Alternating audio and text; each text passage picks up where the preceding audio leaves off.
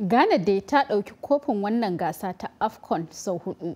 Sai dai shekarun baya-bayan nan ƙasar bata taka rawa sosai a gasar ba. Hamza Adams ya aiko mana da wannan rahoto a game da shirin ƙasar a bana.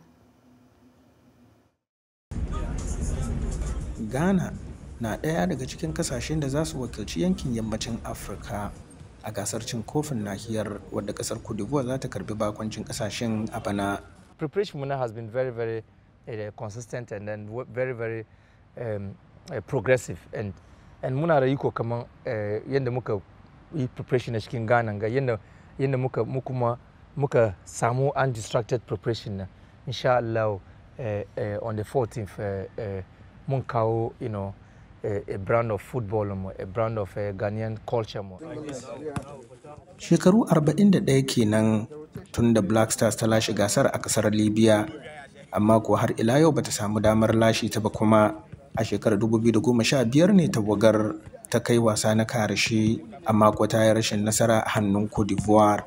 Duk da cewa Ghana ta ce ta shirya saf domin ganin ta yi nasara a gasar ta bana, akwai wasu kalubalen da take fama da su na rashin wasu shahararrun 'yan wasa irin su Thomas Partey, dan wasan tsakiya na club ɗin Arsenal da dai sauransu.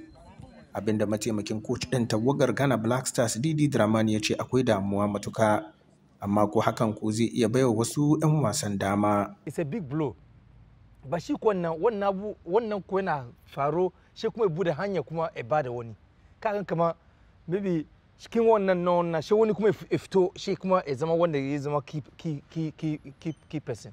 Ghana ta lashe gasar har sau 4, kuma fatan wasu al'umman kasar ne da ta iya ta lashe gasar karo na 5 a kasar Cote d'Ivoire a bana. Gaskiya muna magana fatan alheri shekaran da za a je Afcon ya kasance sun dauko kafin ne sun taho mana da shi Ghana, mutanen Ghana kowa ya ji daɗin rayuwar.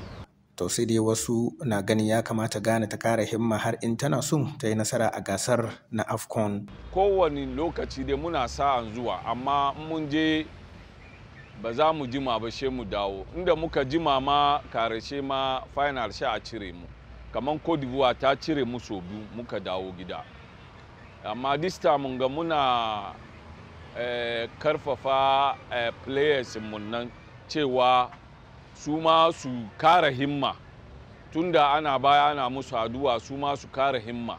Black Stars mun gade gaskiya na da Allah, ban expect anything better from them because da na duba matches da muka buga previously ba wani improvement. Ghana na rukunin B tare da Masar da Cape Verde da Mozambique, kuma za ta buga wasanta na farko da Cape Verde a ranar 14 ga wannan wata na Janairu. Hamza Adams, taskar VOA daga Kumasi, Ghana.